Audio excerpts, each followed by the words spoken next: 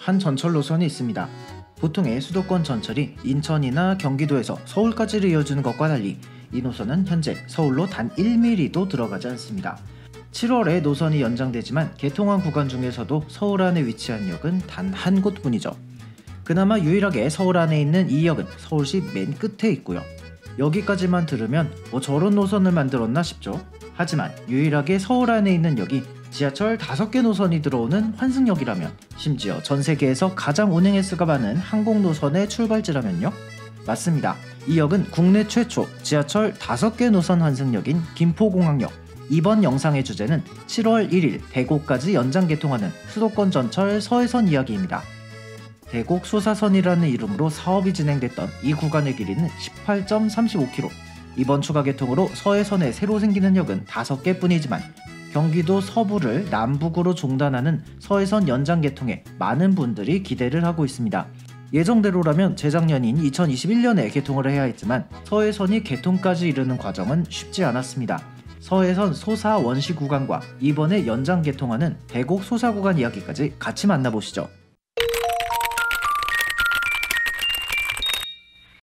안녕하세요, 전차라떼입니다. 이 영상을 보시는 분들 중 서해선 전철을 타보신 분이 몇 프로 정도 될지 모르겠지만요, 사실 서해선은 2018년에 최초 개통해서 이미 운영 중인 노선입니다.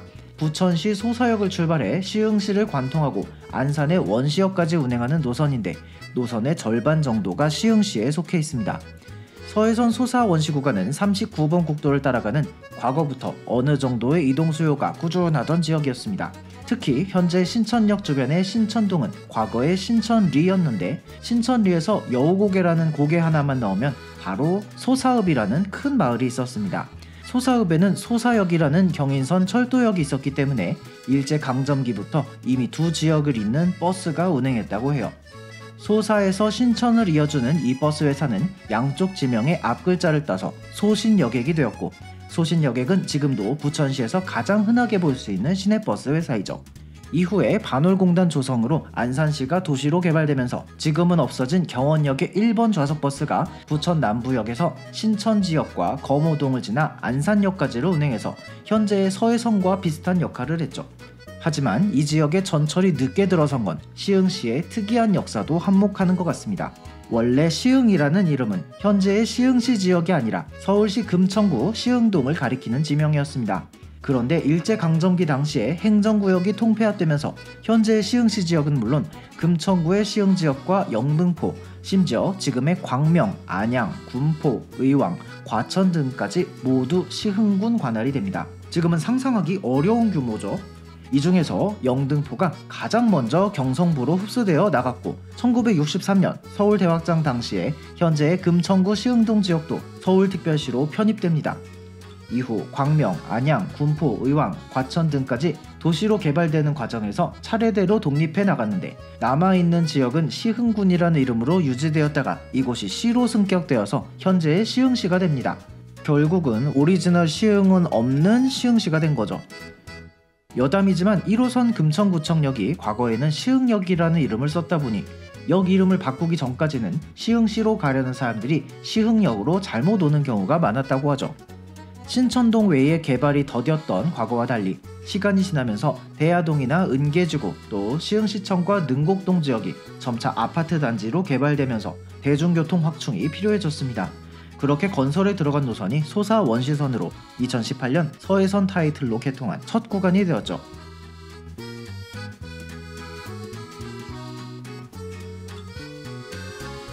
(7월 1일에는) 서해선 대곡에서 소사 구간이 개통됩니다.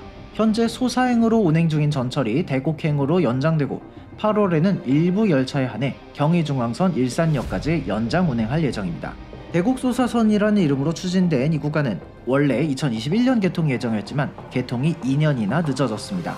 심지어 황당한 건 이미 공사는 한참 전에 끝났다는 거죠.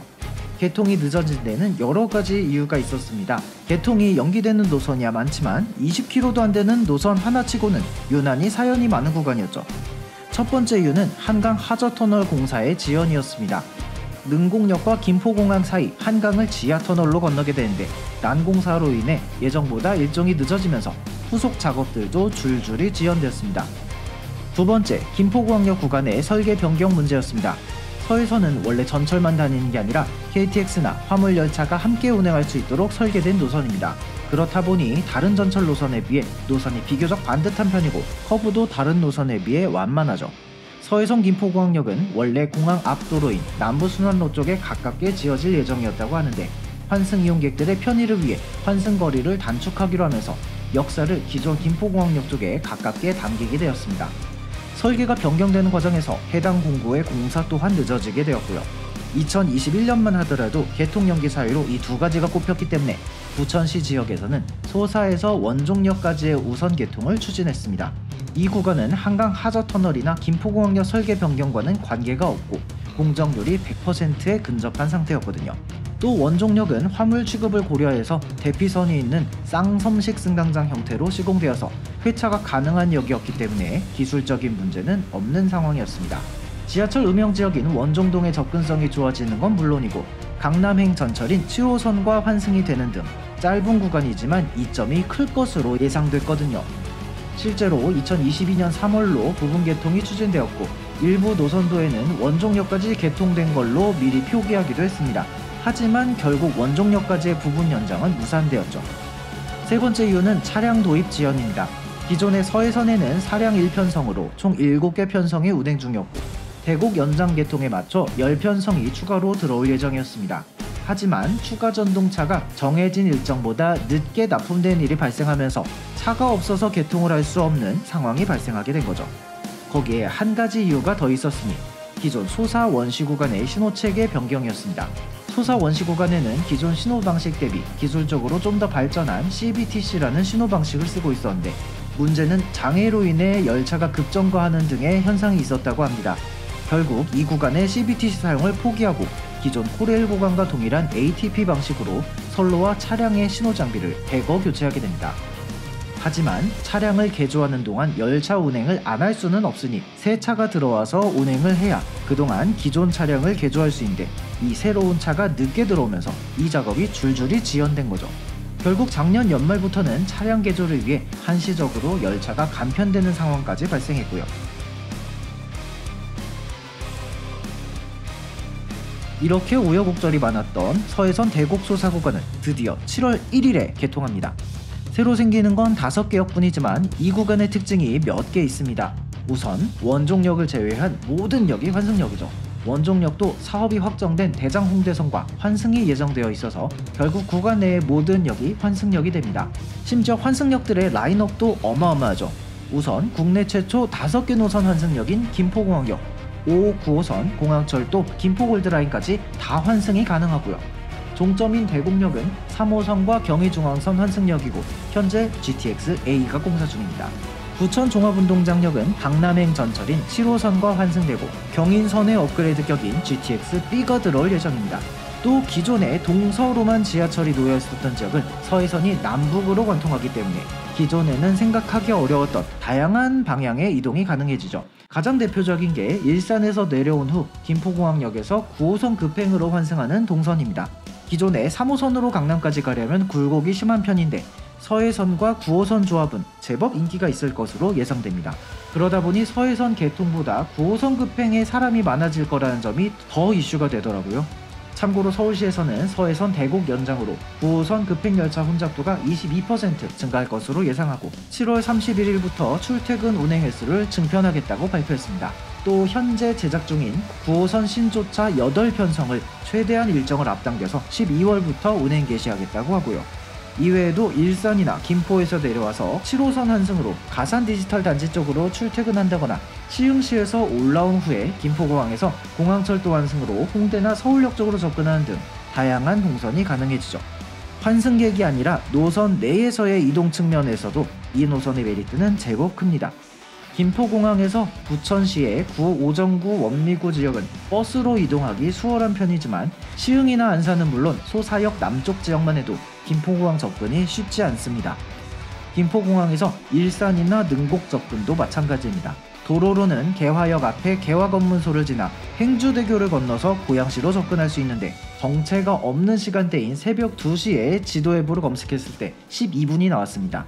하지만 서해선으로는 김포공항역에서 대곡역까지 9분 30초가 걸립니다. 출퇴근 시간대에 정체가 심한 걸 생각하면 기존에 상상할 수 없던 수준의 시간 단축이 일어나는 셈이죠. 8월 이후 서해선이 일산역까지 연장 운행 개시를 하면 일산 주민들의 서해선 이용과 강남 접근은 더 편해질 것으로 예상됩니다.